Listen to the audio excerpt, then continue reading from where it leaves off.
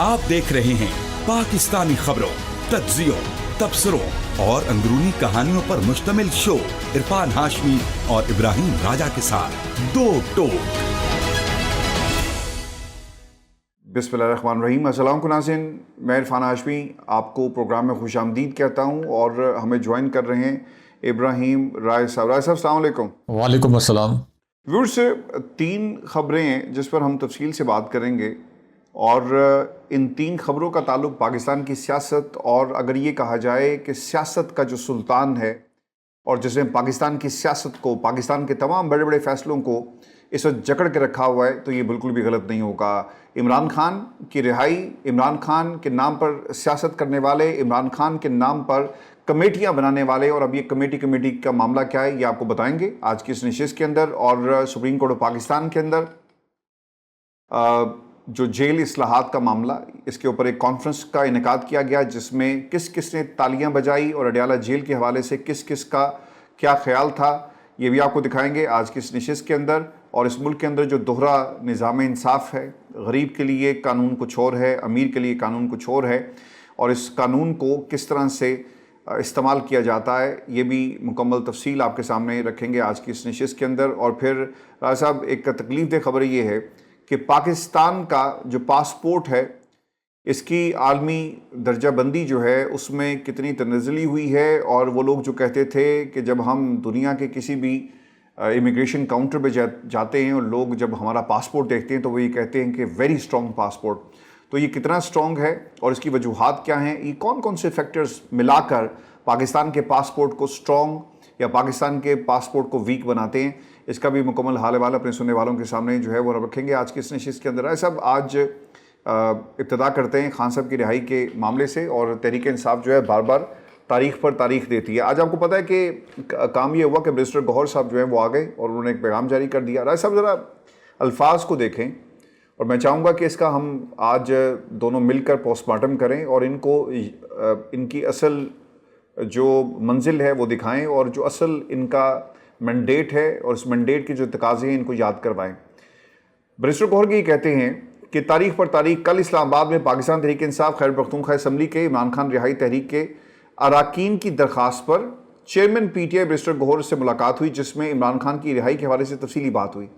जल्द एक आला सतही इजलास में कौमी असम्बली में अपोजिशन लीडर जनाब महमूद खान अचकज़ई, सेनेट में अपोजिशन लीडर अल्लामा राजा नासिर अब्बास और पाकिस्तान तहरीक इंसाफ की मरकज़ी क़यादत के साथ मिलकर एक जामे हिकमत अमली तय करेंगे और इस इजलास में खैबर पख्तूनख्वा के मुशावरती कमेटी बराए इमरान खान रिहाई तहरीक के अरकान सूबाई असम्बली को भी मदऊ किया जाएगा। अच्छा, अब इन्होंने ना कोई कमेटी बना ली है जिसका नाम इन्होंने रखा है मुशावरती कमेटी, KPK मुशावरती कमेटी बराए इमरान खान रिहाई तहरीक अरकान। राज साहब, मैं आप पाकिस्तान की सियासत को कई सालों से हम रिपोर्ट कर रहे हैं, अदालतों को रिपोर्ट किया, कई महाजों को रिपोर्ट किया, लेकिन ये जो महाज है, इस महाज के ऊपर लोग अपने ही लोगों को मार रहे हैं। आपको दुश्मन की तरफ देखने की ज़रूरत नहीं है, यहाँ पे दुश्मन घर में बैठा हुआ है। ये कमेटी खेलना इन्होंने शुरू कर दिया। जब मैं एहसन इकबाल साहब को सुनता हूँ ना तो वो कहते हैं कि हमें प्लान चाहिए 10 साल का, 15 साल का, 20 साल का। अच्छा, उनकी गुफ्तगू में ना एक ख़ास किस्म का एक म्यूज़िक है, एक रिदम है, हम आएंगे, हम करेंगे। मरीम नवाज़ को आप उठाकर देखें तो वो कहती हैं मैं, मेरा, हमारा ख़ानदान, ठीक है, पूरी नून लीग, हमारे साथ जुल्म हुआ, हमारी मईशत और हमें मौका मिला 10 साल 35 साल पर, ये करेंगे का जो सीगा है ना ये आपको यहाँ पर मिलेगा। अब यही काम PTI ने भी शुरू कर दिया है कि कमेटी एक मुशावरत करेगी, इजलास बुलाया जाएगा, इमरान खान की रिहाई तहरीक के लिए हम इंशाल्लाह काम करेंगे। राज साहब, इनका तो मैंडेट था इमरान खान की रिहाई, KPK की तरक्की का mandate. I am really sorry, ये मैं जुमला कह रहा हूँ कि ये मैंडेट नहीं था। जुल्म हुआ पाकिस्तान की जमहूरियत के साथ, जुल्म हुआ पाकिस्तान की आवाम के साथ। खान साहब को वोट की ताकत से आवाम ने बदला ले लिया, लेकिन जिन लोगों को ये वोट की ताकत दी गई, राय साहब वो क्या कर रहे हैं, वो कह रहे हैं कि हम आएंगे, करेंगे, देखेंगे, होगा, इंशाल्लाह एक दिन बदलेगा। 2.5 साल गुजर जाएंगे। राय साहब देखें, हाशमी साहब, इस्टेब्लिशमेंट और इमरान खान साहब के मुतल्लिक भी एक ख़बर अपने व्यूअर्स के साथ शेयर करते हैं, लेकिन उससे पहले आपका जो सवाल है इसके जवाब के 2 अहम पहलू हैं। ये दोनों पहलू भी अपने व्यूअर्स के सामने रखते हैं। सबसे पहले तो ये कि क्या इस वक्त अडयाला जेल के बाहर या डी चौक पर, यानी रेड जोन जो है, जहाँ पे प्राइम मिनिस्टर हाउस है, प्राइम मिनिस्टर सेक्रेटेरिएट है, ऐवान सदर है, पार्लियामेंट है, पीटीवी की इमारत है, रेडियो पाकिस्तान की इमारत है, आपकी सुप्रीम कोर्ट है, और इसी तरह जो गैर मुल्की सफारत खाने हैं, यहाँ जो डी चौक है, क्या पीटीआई यहाँ पे धरना प्लान कर चुकी है और क्या पीटीआई या सैल आफरीदी कोई बहुत बड़ा सरप्राइज़ देने वाले हैं? और दूसरी जानिब जो आपने कहा कि नून लीग में हम, हमारा ख़ानदान, हमारे बच्चे, हमारी बहनें, हमारे भाई, और उसके बाद हमारे समधी, हमारे भांजे, हमारे भतीजे, यानी इसाक डार से लेके अली डार, और फिर उसके बाद आबिद शेर अली और ख्वाजा आसिफ, फिर उनकी यानी आगे रिश्तेदार। तो नून लीग तो ये कुछ कर रही है, आज से नहीं कर रही, बहुत अरसे से कर रही है। और जिस वक्त ये नारे लगाते हैं नून लीग वाले कि हमें 5 साल मिल गए, 10 साल मिल गए और 15 साल मिल गए तो हम इस मुल्क की तकदीर बदल देंगे। हाशमी साहब, 80 की जो दहाई थी, 80 की दहाई, उस वक्त मियाँ नवाज शरीफ इक़्तिदार में थे। 80 की दहाई में मियाँ नवाज शरीफ वज़ीर आला थे, 80 की दहाई में। उसके बाद आप देखें कि शहबाज शरीफ वज़ीर आला रहे, उनके नवाज शरीफ 3 मरतबा प्राइम मिनिस्टर रहे, हमजा शहबाज को इन्होंने फिर वज़ीर आला बना दिया, इसाक डार मुसलसल वज़ीर ख़जाना रहे, आबिद शेर अली जो इनके रिश्तेदार हैं उनको नवाज दिया। जब कुर्बानियों का वक्त आया वो लंदन फ़रार हो गए।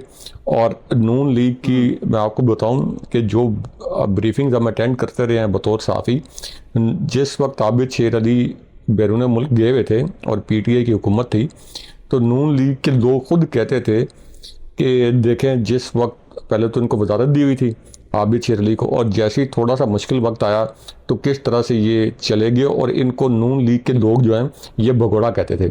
लेकिन जैसे ही थोड़ा टाइम बेहतर हुआ, इस्टेब्लिशमेंट के साथ डील हुई, तो आबिद शेर अली को बुला के इलेक्शन लड़ा दिया, और जो लोग मेरिट पर थे उनको इलेक्शन के टिकट नहीं दिए, और फिर आगे फार्म 47 वाली दास्तान सबको पता है।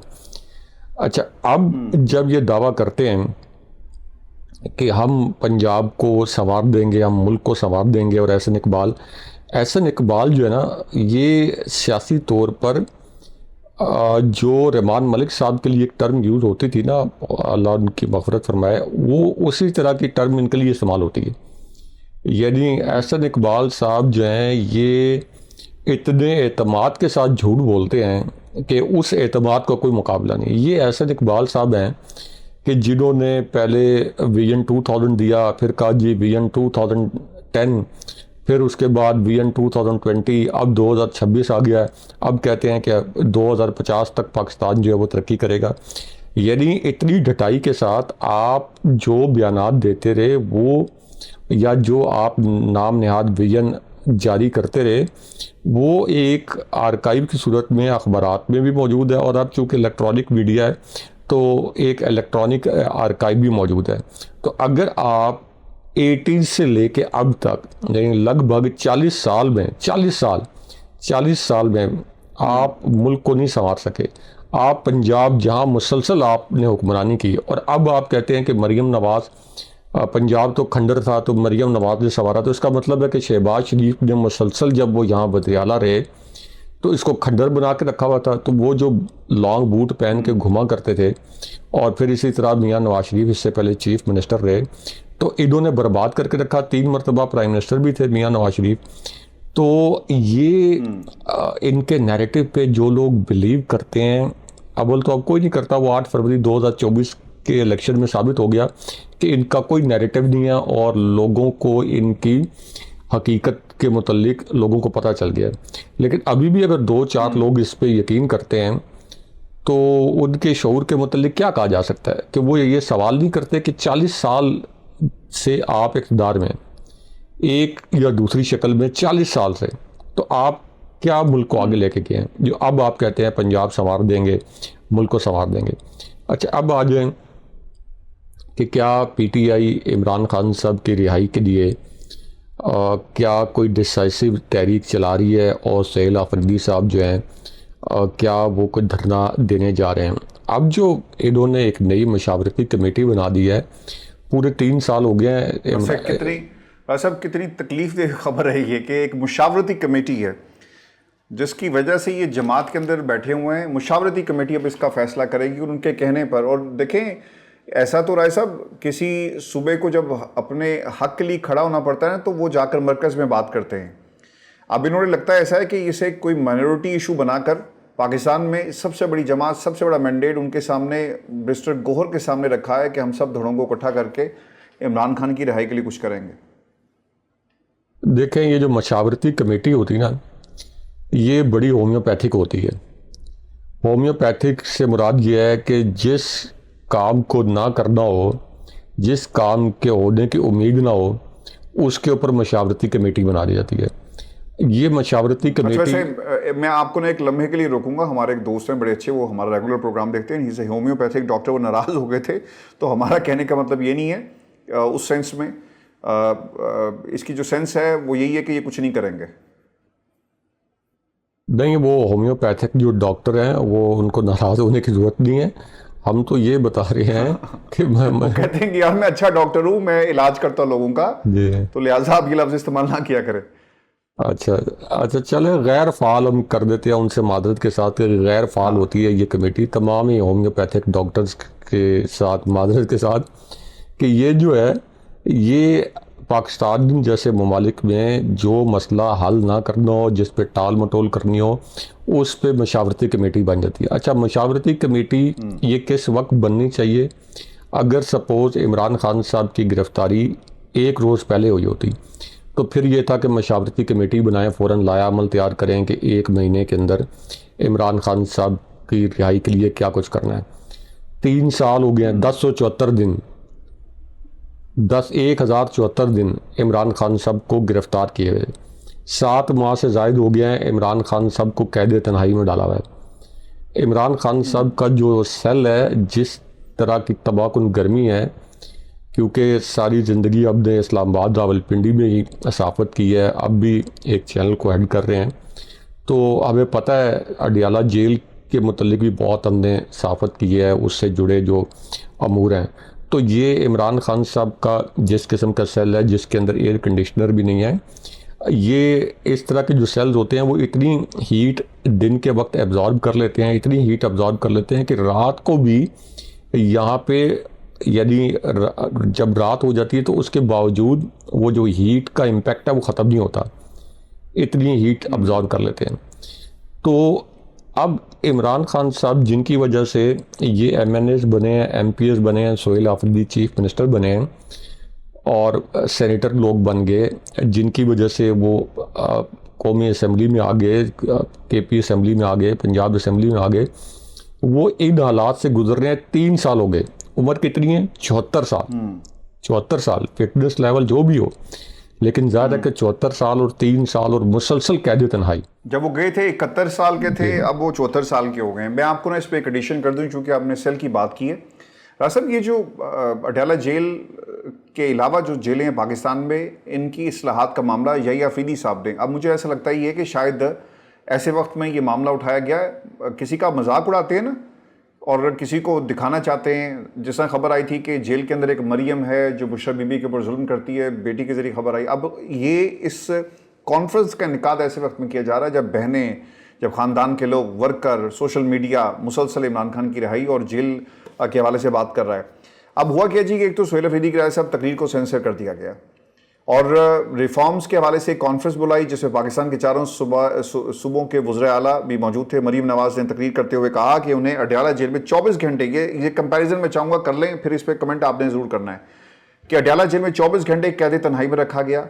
और वो बखूबी जानती हैं कि कैद तन्हाई ज़हनी सेहत पर किस कदर गहरे असरात मुरतब करती रहा है। सब हमारा तो जो केस ही ये है पाकिस्तान की आवाम का कि यार तुम इमरान खान को 24 घंटे का मामला नहीं है, कई महीनों से कैद तन्हाई में रखा हुआ है, सलाम की इजाज़त नहीं है। वो जो प्रोसिक्यूशन में साहब हैं वो जाकर कहते हैं कि जनाब ये बयानियाँ बनाते हैं, इससे पहले तो कोई बात नहीं की। बैरिस्टर सलमान सफदर साहब ने खुद ये बताया कि मुझे इमरान खान ने बताया कि कैद तन्हाई में रखा हुआ है, बुशरा बीबी के साथ बात करने की इजाज़त नहीं है। और मरियम अब ये कह रही है कि मुझे मालूम है कि कैद तन्हाई किसे कहते हैं। राय साहब, ये जेल मेरा ख्याल है कि पंजाब हुकूमत के अंडर है, और आज पाकिस्तान की आवाम क्या समझे कि ये सब कुछ कौन करवा रहा है और किसके कहने पर हो रहा है। कैद तन्हाई जहनी सेहत पर किस कदर गहरे असरात मुरतब करती है। जेल की जिंदगी वही समझ सकता है जिस पर ये गुजरी हो। आपने तो कुछ महीने ये जिंदगी का जो है एक तरह से इसको फेस किया, और वो जिंदगी क्या थी वो आप बताएंगे राजा साहब तफसील के साथ कि किस किस्म की सहूलियात थी। लेकिन इमरान खान तो पिछले 3 सालों से इसी जिंदगी को रोजाना आंखों में आंखें डालकर बात करता है, आंखों में आंखें डालकर जो है वो इस सिस्टम को इनकार कर रहा है। आप तो इकरार करते रहे, आपकी बाद में हमने वो वीडियोस देखी थी जिस किस्म के सेल में आपको रखा गया, और फिर जिस लॉन का वो जिक्र करते हैं। इसी तजर्बे के बाद पंजाब की जेलों में इस्लाहात और जदीद सहूलियात मुतारिफ कराई गई हैं। वो कहती हैं थीसिस उनका ये था कि क्योंकि हमारे ऊपर जुल्म हुआ तो हम नहीं चाहते, हम समझ सकते हैं। यानी उन्होंने इसमें भी मैं, मेरा, हमारा और हमारी कैद राजा साहब इसे शामिल कर लिया। इस तजर्बे के बाद पंजाब की जेलों में इस्लाहात और जदीद सहूलियात मुतारिफ कराई, जबकि इस दौरान उनकी वालदा शदीद बीमार थी, लेकिन उन्होंने वालदा से मिलने दिया गया और ना ही उनके साथ बैठने की इजाज़त दी गई। जेल में उनके पास सिर्फ किताबें और जाय नमाज थी। उनके शुगर अचानक कम हुई तो मदद के लिए कोई नहीं आया। उनके हाथ कांप रहे थे। गुड़ वाली बोतल गिरकर टूट गई और उन्होंने ज़मीन से गुड़ उठाकर खाया, लेकिन उनकी चीखें किसी ने नहीं सुनी। जेल में कोई प्राइवेसी नहीं थी। कमरे के एक हिस्से में वॉशरूम और दूसरे हिस्से में सोने की जगह थी, जबकि कोई पार्टीशन मौजूद नहीं थी। यहाँ तक कि ये समझ नहीं आता था कि जाय नमाज कहाँ बिछाई जाए। उन्होंने कहा कि जेल में कैद के दौरान उन्हें एहसास हुआ कि एक बेबस कैदी क्या महसूस करता है। इसीलिए पंजाब की जेलों में कैदियों के लिए मुख्तलिफ इस्लाहात, वीडियोज़ लिंक की सहूलत, एमरजेंसी बटन समेत जदीद रिफॉर्म्स मुतारिफ करवाए। जेल में जब भी मेरी छोटी बेटी मुलाकात के लिए आती, वो कॉन्फ्रेंस रूम में रोती। ये बहुत मुश्किल वक्त था। सुहेल अफरीदी ने तकरीर करते हुए फिर इसका जवाब भी दिया। जब वो दे रहे थे तो तकरीर को राय साहब सेंसर कर दिया गया और उसका एक बड़ा हिस्सा सोशल मीडिया के ऊपर वायरल है। मैं वो आगे चल के बात करता हूँ, लेकिन राय साहब ये जो मरियम बातें कर रही हैं, मरियम ठीक कह रही है कि मरियम झूठ बोल रही है? देखें, जो अडियाला जेल में मियां नवाज शरीफ ने जेल काटी है और जो मरियम नवाज कह रही हैं, मियां नवाज शरीफ ने जो जेल काटी, इनको जो जेल मैसर थी उनको, वो एक ऐसी जेल थी, आप समझ लें कि पाकिस्तान के अंदर शायद 60% लोगों के पास इस किस्म की सहूलियात अपने घर में नहीं होगी। जो सहूलियात नहीं, वो 12 करोड़ ऐसा वो फिगर देना, 12 करोड़ जी जो लोग हैं जिनके बारे में कहा जाता है कि वो 5000 गालबन 483 8000 उनसे तो वो तो कोई है ही नहीं ना, वो बेचारे तो किसी नहीं है, वो नहीं वो तो वो किसी कतार शुमार भी नहीं है ना।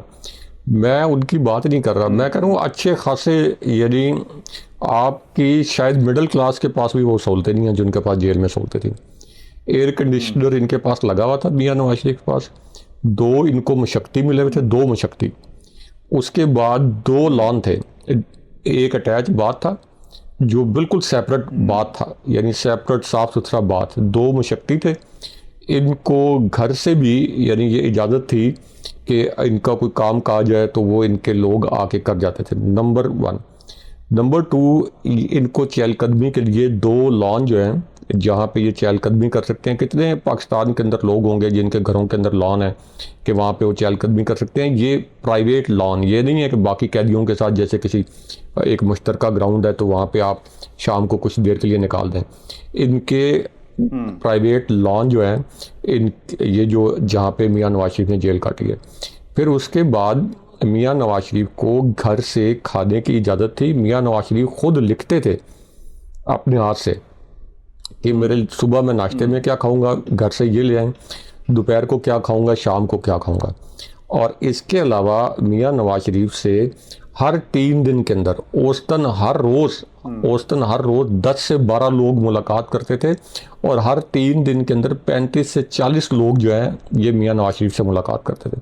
और मियां नवाज शरीफ खुद एक चिट पे लिखते थे कि मेरे साथ ये लोग मुलाकात कर जाएंगे। उनके वकला तो एक तरफ, जो सो कॉल्ड लीडर्स हैं इनके, वो भी एक तरफ, यानी नून लीग के वो जो उनके वर्कर्स हैं, यानी ये पीटीआई के वर्कर्स पर तो गोलियां बरसाई जाती ना, जो नून लीग के वर्कर्स हैं वो भी मिलने जाते थे जेल के अंदर। तो इस तरह की जेल इन्होंने काटी है। बेहतरीन एयर कंडीशनर लगा हुआ था। आपको याद होगा कि एक मरतबा इमरान खान साहब ने तकरीर भी की थी गालिबन अमेरिका में अमेरिका में, कि मियाँ नवाज शरीफ को तो बड़ी 5 स्टार सहूलतें इन्होंने दी हुई हैं जेल के अंदर। तो उस वक्त एयर कंडीशनर का भी जिक्र हुआ था। अब वो कंपैरिजन आप कर लें जो तस्वीर आई हैं इमरान खान साहब के सेल की, तो आपको पता चलता है कि इन्होंने जानबूझ के इमरान खान साहब जो साबिक प्राइम मिनिस्टर हैं, एक हाई प्रोफाइल पॉलिटिकल कैदी हैं, उन जेल मैनुअल के मुताबिक जो उनके पास सहूलतें होनी चाहिए वो उनको नहीं दी जा रही। और फिर मुलाकातों के मुतालिक तुम सबको पता है कि खान साहब से अब तो 7-8 महीने से उनको मुकम्मल कैद तनाई में डाला हुआ है। पहले भी जो 1-2 मुलाकातें होती थी मुकम्मल कंट्रोल्ड माहौल में होती थी कि जिसके अंदर वो बगिंग डिवाइसेस भी लगी हुई हैं। इमरान खान साहब जो बात कर रहे हैं वो भी रिकॉर्ड हो रही है। और उसके बाद इमरान खान साहब से जो मिलने जाता है सवाए हलीमा खान साहिबा के, उनके ऊपर बड़ा दबाव होता है कि आपने जाके बाहर के हालात के मुतालिक कुछ नहीं बताना, और कोई इमरान खान साहब को बाहर के हालात के मुतालिक मुकम्मल इन्फॉर्मेशन नहीं होती। यानी सलमान सफदर साहब या बाकी इससे पहले जो लोग मुलाकातें करते थे सिर्फ हलीमा खान साहिबा ही उनको बताती थी या उनकी बहनें बता सकती थी, वो भी इनको एक्सेस उनकी ख़त्म कर दी गई। तो इन हालात में मियाँ नवाज शरीफ की जेल थी। ऐसे ही जो मरीम नवाज़ की जेल थी, मरीम नवाज़ अब ये जो गुड़ वाला वाक़या है ये अभी कोई उन्होंने बहुत अरसे के बाद सुनाया है। अगर इस तरह का कोई वाक़या होता चले, अब हम ये नहीं कहते कि वो झूठ बोल रही हैं, लेकिन इतने अरसे तक उन्होंने इसको राज़ी रखा। इससे पहले एक दफ़ा उन्होंने कहा था मैं फ्राई पैन से देखें राय साहब, वो इंतज़ार कर रही थी ना कि कोई बड़ी सेरेमनी होगी जिसमें चारों वज़रा आला बैठे होंगे और फिर वो पर्दा उठाएंगे। ऐसी खबरों से संभाल के रखा हुआ था उन्होंने, बड़ी ज़हीन बात उन्होंने। बहुत बड़ी तबाहकुन बहुत बड़ी खबर थी जिसको उन्होंने इस तरह से छुपा के रखा हुआ था कि वो इस मौके पर उसको ब्रेक करेंगे। आप क्रेडिट तो देना कि अब मैं बताता हूँ ये ज़हनी सेहत के मुतालिक बात उन्होंने की है। नहीं, आप कीजिएगा, आप कंटिन्यू कीजिएगा। मैं सिर्फ इसमें ना लोगों को और अपने सुनने वाले जो हमारे एक चीज़ में ऐड कर देते हैं। आज ना मतीउल्लाह जान ने जी सवाल उनसे किया, मरीम आपको लगता है कि आप फिर से अदालतों के चक्कर लगने वाले हैं? तो मरीम ने कहा लगता तो है। तो नहीं, वो ये नहीं कहा उन्होंने, वो ये बात शायद उन्होंने नहीं की। उन्होंने वो लिखा इस तरह गया है, उन्होंने कहा लग तो रहे हैं कि मतलब कि मतलब चक्कर तो हमारे लग ही रहे हैं, कोई इस तरह की बात शायद उन्होंने की है। तो लग तो रहे हैं जी, लग तो रहे हैं, कोई इस तरह की बात उन्होंने की है। अच्छा, क्या मरीम नवाज़ कोई मुस्तकबिल के मुतल्लिक कह रही हैं? जो जब भी नून लीग इक़्तिदार में आती है इनकी गर्दन में एक बहुत बड़ा सरिया होता है, और इनके जो सबसे करीबी तादी हैं, जो इनको सबसे बेहतर जानते हैं इनको पीपल्स पार्टी वाले, वो ये कहते हैं कि जिस वक्त ये मुश्किल में होते हैं तो ये आपके पैर पकड़ लेते हैं, और जिस वक्त इनको आसानी होती है तो ये आपका गिरबान पकड़ लेते हैं। और ये बात 100% दुरुस्त है। तो मरीम नवाज़ इस वक्त जो उनकी पार्टी जिस किस्म की रौनक का मुजाहरा कर रही है, ये जब इनके साथ इस तरह का कुछ हुआ तो आप देखेंगे कि ये कैसी चीखें निकलेंगी। लेकिन इनका एक कमाल बड़ा है जो कि इमरान खान साहब कमाल नहीं कर सके।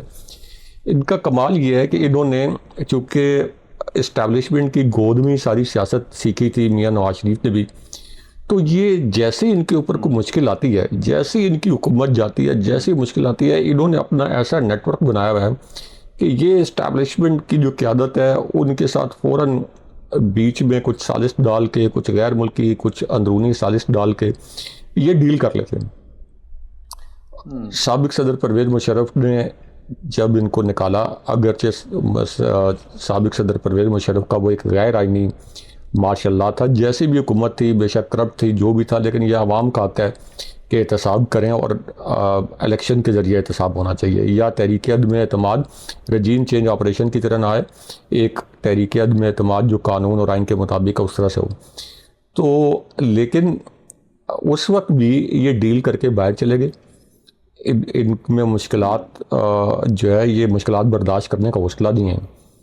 उसके बाद जब ये दोबारा मियाँ नवाज शरीफ पैनामा केस के बाद जो इंक्वायरीज हुई, उसके बाद जब कुछ अरसे के लिए जेल गए तो कैसे देखें जनाब बाजवा के साथ इन्होंने डील की और जनाब फैज़ हमीद के साथ, और ये दोबारा बाहर चले गए। तो इनका ये सिर्फ पाकिस्तान में हुक्मरानी के लिए आते हैं, ये सिर्फ पाकिस्तान में हुक्मरानी के लिए आते हैं, हुकूमत ख़त्म होती है, बोरिया बिस्तर लपेटते हैं, इसहाक डार, अली डार और ये मियाँ नवाज शरीफ, शहबाज शरीफ, ये सारे बैरून मुल्क चले जाते हैं। तो इसलिए इनका क्या जज्बाती लगाव हो सकता है पाकिस्तान के साथ, किस किस्म का कुछ जज्बाती लगाव हो सकता है।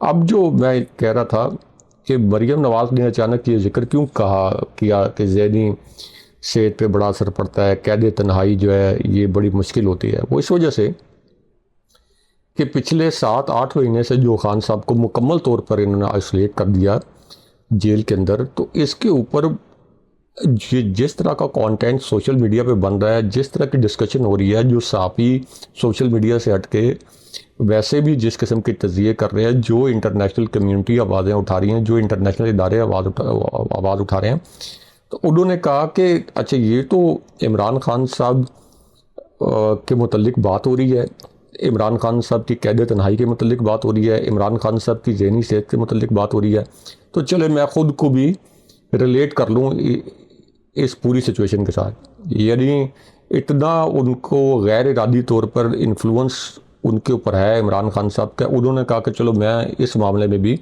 ख़ुद को थोड़ा सा रिलेट कर लूँ, तो उन्होंने ये सारी बातें कहीं।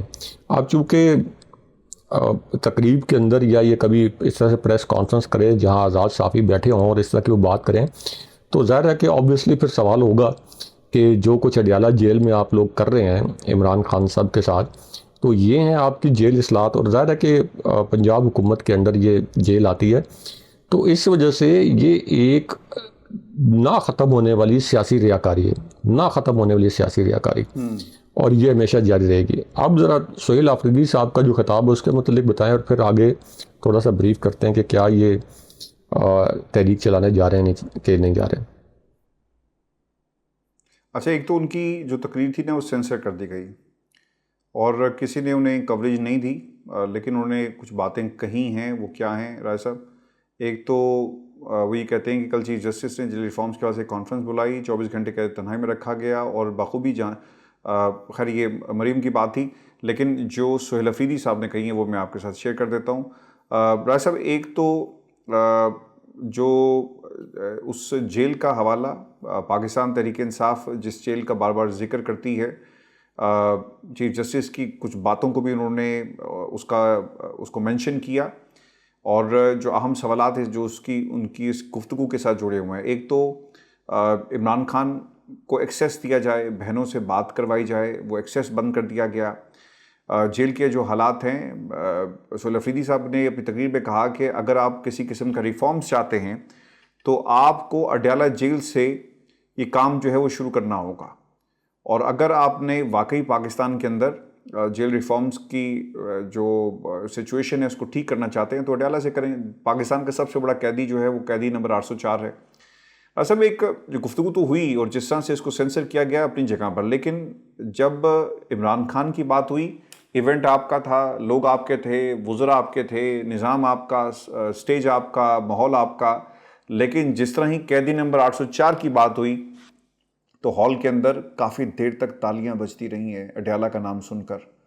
तो ये सोहेल अफरीदी साहब की इस प्लेटफॉर्म के ऊपर जो उन्होंने इमरान खान का मुकदमा जो रखा है, अब लोगों ने तो यहाँ पे सेकंड्स तक काउंट किए हैं। सोहेल अफरीदी के लिए 17 सेकंड्स ताल में हालिया जो हॉल के अंदर तालियां थी वो गूंजती रही, बल्कि इससे ज़्यादा भी। और मरीम नवाज़ के लिए खैर इतनी पजराई जो नहीं मिली, क्योंकि ऑब्वियसली लोग कंपैरिजन करते हैं कि एक कैदी नंबर 804 है और दूसरी तरफ ये जाली किस्म के कैदी थे। राय साहब, ये कैदी भी जाली थे, जैसा जाली हुकूमत है, ये कैदी भी जाली थे। कैदी नंबर 804 और कैदी नंबर 420। हाँ, कैदी नंबर 804 और कैदी नंबर 420, तो ये एक फ़र्क है। और दूसरी तरफ सोहेल अफरीदी साहब जो हैं, लेट्स सी के वो क्या करेंगे। अब आने वाले कुछ दिन हमें बताएंगे कि तहरीक कैसे चलाते हैं। लेकिन एक चीज़ मैं एडिशन कर दूं कि वो लोग जो कहते थे कि पाकिस्तान का पासपोर्ट नंबर 1 है और इसके अंदर बड़ी तब्दीलियाँ आई, साहब पाकिस्तान के पासपोर्ट के अंदर अब तनज़ली जो है वो देखी जा रही है, और thanks to the government of Pakistan and the policies जो हमें तोहफे में मिली है उन लोगों की वजह से जिन्होंने इस निज़ाम को मुकम्मल तौर पे कॉम्प्रोमाइज़ कर दिया। मैंने अभी टाइम देखा है, हमारा वक्त ख़त्म हो गया। आप अपना ख्याल रखिएगा। मुझे और इब्राहिम राय साहब को इजाज़त दीजिए। अल्लाह ने के बाद।